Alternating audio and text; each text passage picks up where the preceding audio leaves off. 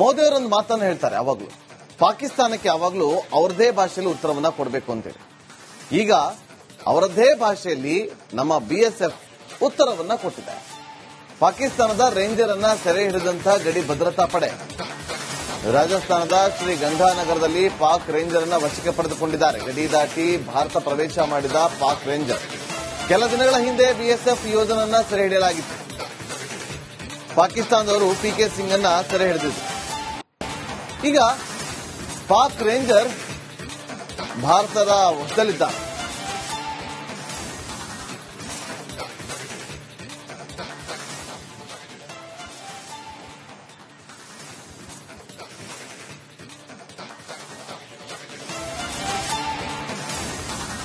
Pak ranger ಸೆರೆ ಬೆನ್ನಲ್ಲೇ ಮಹತ್ವದ ಮೀಟಿಂಗ್ ನಡೆಸಲಾಗಿದೆ. ಗೃಹ ಸಚಿವ ಅಮಿತ್ ಶಾ ಅವರಿಗೆ BSF DG ಅವರು ನಿನ್ನೆ ಮಾಹಿತಿಯನ್ನ ಕೊಟ್ಟಿದ್ದಾರೆ. ನಿನ್ನೆ ಮೀಟಿಂಗ್ ಮಾಡೋದು ಸೆರೆ ಹಿಡಿದ ಕುರಿತಾಗಿ ನಿನ್ನೆ ರಾತ್ರಿ ಅದಕ್ಕೆ ಸಂಬಂಧಪಟ್ಟಂತೆ ಮಾಹಿತಿಯನ್ನ ಕೊಟ್ಟಿದ್ದಾರೆ. ರಾಜಸ್ಥಾನದ ಗಂಗಾನಗರದ ಬಳಿ ಪಾಕ್ ರೇಂಜರ್ ಲಾಕ್ ಆಗಿದ್ದ. ರೈಸಿಂಗ್ ನಗರದ ಗಡಿ ದಾಟಿ ಬಂದಿದ್ದ ಪಾಕ್ ರೇಂಜರ್ ಈ ಬಗ್ಗೆ ನಿನ್ನೆ ಗೃಹ ಸಚಿವರಾಗಿರುವಂತಹ ಅಮಿತ್ ಶಾ ಅವರಿಗೆ ನಿನ್ನೆ ಸಾಯಂಕಾಲ ಮಾಹಿತಿಯನ್ನ ಕೊಟ್ಟಿದ್ದಾರೆ. ತಡರಾತ್ರಿವರೆಗೂ ಕೂಡ ಅಧಿಕಾರಿಗಳು ಈ ಬಗ್ಗೆ ಮೀಟಿಂಗ್ ಅನ್ನ ಕೂಡ ಮಾಡಿದ್ರು.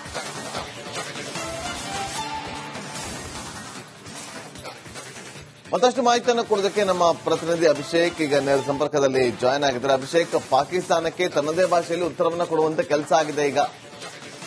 ಈಗ ಪಾಕ್ ರೇಂಜರ್ ಅನ್ನ ಈಗ BSF ಯೋಧರು ವಶದಲ್ಲಿಟ್ಕೊಂಡಿದ್ದಾರೆ. ಮುಂದೆ ಏನಾಗಬಹುದು?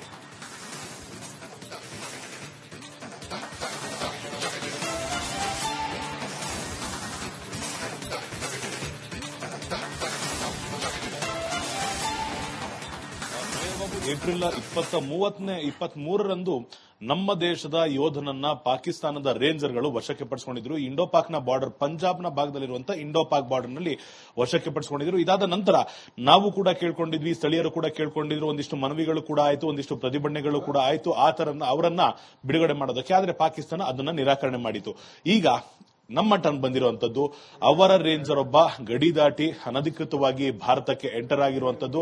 ಆತನನ್ನ ಬಾರ್ಡರ್ ಸೆಕ್ಯೂರಿಟಿ ಫೋರ್ಸ್ ನ ಯೋಧರು ವಶಕ್ಕೆ ಪಡೆದಿರುವಂತದ್ದು. ವಶಕ್ಕೆ ಪಡೆದ ನಂತರ ಈ ಒಂದು ಮಾಹಿತಿಯನ್ನ BSF ನ ಡೆಪ್ಯೂಟಿ ಡೈರೆಕ್ಟರ್ ಈಗಾಗಲೇ ಗೃಹ ಸಚಿವರಿಗೆ, ಕೇಂದ್ರ ಗೃಹ ಸಚಿವರಿಗೆ ಮಾಹಿತಿ ನೀಡಿದ್ದಾರೆ. ಇದಾದ ನಂತರ ಒಂದಿಷ್ಟು ಸರಣಿ ಸಭೆಗಳು, ಸರಣಿ ಮೀಟಿಂಗ್ಗಳು ನಡೆದಿರುವಂತದ್ದು ಅಧಿಕಾರಿಗಳ ವಲಯದಲ್ಲಿ. ಕಾರಣ ಏನು ಅಂತ ನಾವು ನೋಡಿದಾಗ, ಈತ ಯಾಕೆ ಗಡಿಯನ್ನ ದಾಟಿ ಬಂದ, ಇಂತಹ ಉದ್ವಿಗ್ನ ಪರಿಸ್ಥಿತಿಯಲ್ಲೂ ಕೂಡ ರಾಜಸ್ಥಾನದ ಮೂಲಕ ಈತ ಗಡಿಯನ್ನ ದಾಟಿ ಬರ್ತಾನೆ ಅಂದ್ರೆ ಇದಕ್ಕೆ ಯಾರ್ದೋ ಒಂದು ಉದ್ದೇಶ ಇರಬಹುದು.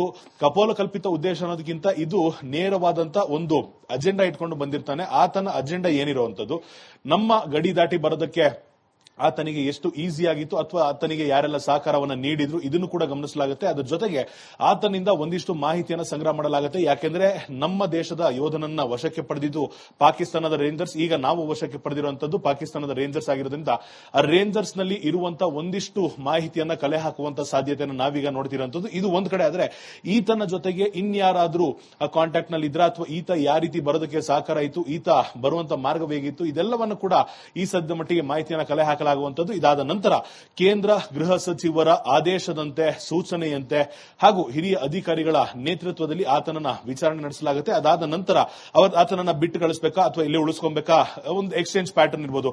ನಮ್ಮ ಯೋಧನನ್ನು ನೀವು ಬಿಟ್ಟರೆ ನಿಮ್ಮ ರೇಂಜರ್ ನಾವು ಬಿಡ್ತೀವಿ ಅನ್ನೊಂದು ಅಗ್ರಿಮೆಂಟ್ ಏನಾದ್ರು ಬರ್ತಾರೆ, ಇದನ್ನ ಕಾದು ನೋಡಬೇಕಾಗಿದೆ. ಆದ್ರೆ ಒಂದಂತೂ ಖಾತ್ರಿ, ಪಾಕಿಸ್ತಾನದ ರೇಂಜರ್ ಈಗ ನಮ್ಮ ವಶದಲ್ಲಿದ್ದಾನೆ.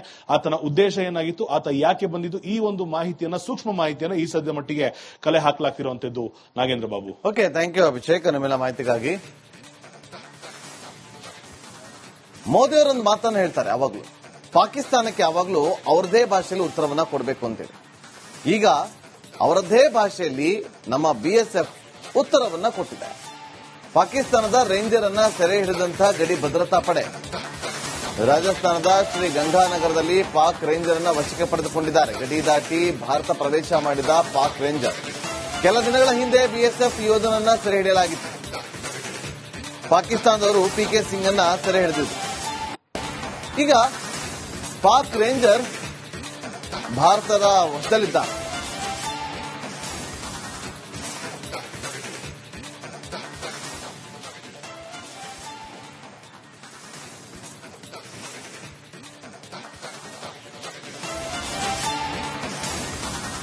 ಪಾಕ್ ರೇಂಜರ್ ಸೆರೆಬಿನಲ್ಲಿ ಮಹತ್ವದ ಮೀಟಿಂಗ್ ನಡೆಸಲಾಗಿದೆ. ಗೃಹ ಸಚಿವ ಅಮಿತ್ ಶಾ ಅವರಿಗೆ ಬಿಎಸ್ಎಫ್ ಡಿಜಿ ಅವರು ನಿನ್ನೆ ಮಾಹಿತಿಯನ್ನ ಕೊಟ್ಟಿದ್ದಾರೆ.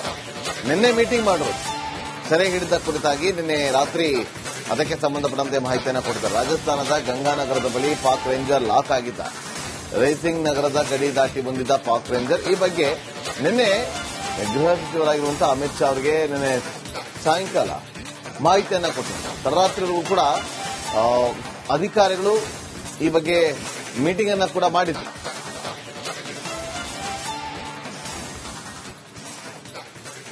ಮತ್ತಷ್ಟು ಮಾಹಿತಿಯನ್ನು ಕೊಡೋದಕ್ಕೆ ನಮ್ಮ ಪ್ರತಿನಿಧಿ ಅಭಿಷೇಕ್ ಈಗ ನೇರ ಸಂಪರ್ಕದಲ್ಲಿ ಜಾಯ್ನ್ ಆಗಿದ್ದಾರೆ. ಅಭಿಷೇಕ್, ಪಾಕಿಸ್ತಾನಕ್ಕೆ ತನ್ನದೇ ಭಾಷೆಯಲ್ಲಿ ಉತ್ತರವನ್ನು ಕೊಡುವಂತೆ ಕೆಲಸ ಆಗಿದೆ. ಈಗ ಪಾಕ್ ರೇಂಜರ್ ಅನ್ನ ಈಗ ಬಿಎಸ್ಎಫ್ ಯೋಧರು ವಶದಲ್ಲಿಟ್ಕೊಂಡಿದ್ದಾರೆ. ಮುಂದೆ ಏನಾಗಬಹುದು?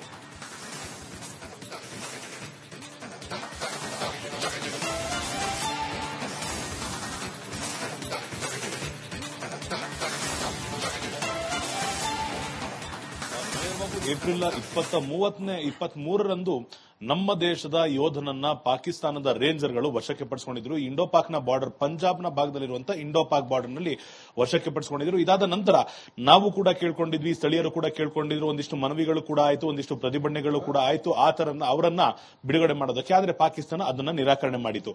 ಈಗ ನಮ್ಮ ಟರ್ನ್ ಬಂದಿರುವಂತದ್ದು ಅವರ ರೇಂಜರ್ ಒಬ್ಬ ಗಡಿ ದಾಟಿ ಅನಧಿಕೃತವಾಗಿ ಭಾರತಕ್ಕೆ ಎಂಟರ್ ಆಗಿರುವಂತದ್ದು. ಆತನನ್ನ ಬಾರ್ಡರ್ ಸೆಕ್ಯೂರಿಟಿ ಫೋರ್ಸ್ ನ ಯೋಧರು ವಶಕ್ಕೆ ಪಡೆದಿರುವಂತದ್ದು. ವಶಕ್ಕೆ ಪಡೆದ ನಂತರ ಈ ಒಂದು ಮಾಹಿತಿಯನ್ನ ಬಿಎಸ್ಎಫ್ ನ ಡೆಪ್ಯೂಟಿ ಡೈರೆಕ್ಟರ್ ಈಗಾಗಲೇ ಕೇಂದ್ರ ಗೃಹ ಸಚಿವರಿಗೆ ಮಾಹಿತಿ ನೀಡಿದ್ದಾರೆ. ಇದಾದ ನಂತರ ಒಂದಿಷ್ಟು ಸರಣಿ ಸಭೆಗಳು, ಸರಣಿ ಮೀಟಿಂಗ್ಗಳು ನಡೆದಿರುವಂತದ್ದು ಅಧಿಕಾರಿಗಳ ವಲಯದಲ್ಲಿ. ಕಾರಣ ಏನು ಅಂತ ನಾವು ನೋಡಿದಾಗ, ಈತ ಯಾಕೆ ಗಡಿಯನ್ನ ದಾಟಿ ಬಂದ, ಇಂತಹ ಉದ್ವಿಗ್ನ ಪರಿಸ್ಥಿತಿಯಲ್ಲೂ ಕೂಡ ರಾಜಸ್ಥಾನದ ಮೂಲಕ ಈತ ಗಡಿಯನ್ನ ದಾಟಿ ಬರ್ತಾನೆ ಅಂದ್ರೆ ಇದಕ್ಕೆ ಯಾರ್ದೋ ಒಂದು ಉದ್ದೇಶ ಇರಬಹುದು.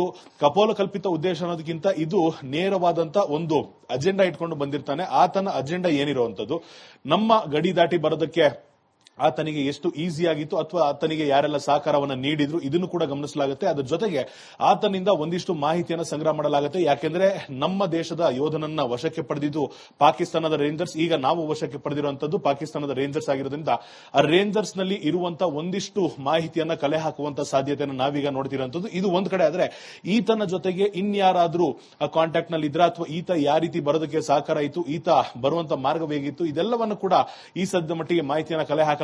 ಇದಾದ ನಂತರ ಕೇಂದ್ರ ಗೃಹ ಸಚಿವರ ಆದೇಶದಂತೆ, ಸೂಚನೆಯಂತೆ ಹಾಗೂ ಹಿರಿಯ ಅಧಿಕಾರಿಗಳ ನೇತೃತ್ವದಲ್ಲಿ ಆತನನ್ನ ವಿಚಾರಣೆ ನಡೆಸಲಾಗುತ್ತೆ. ಅದಾದ ನಂತರ ಆತನನ್ನ ಬಿಟ್ಟು ಕಳಿಸಬೇಕಾ ಅಥವಾ ಇಲ್ಲಿ ಉಳಿಸ್ಕೊಬೇಕಾ, ಒಂದು ಎಕ್ಸ್ಚೇಂಜ್ ಪ್ಯಾಟರ್ನ್ ಇರ್ಬೋದು.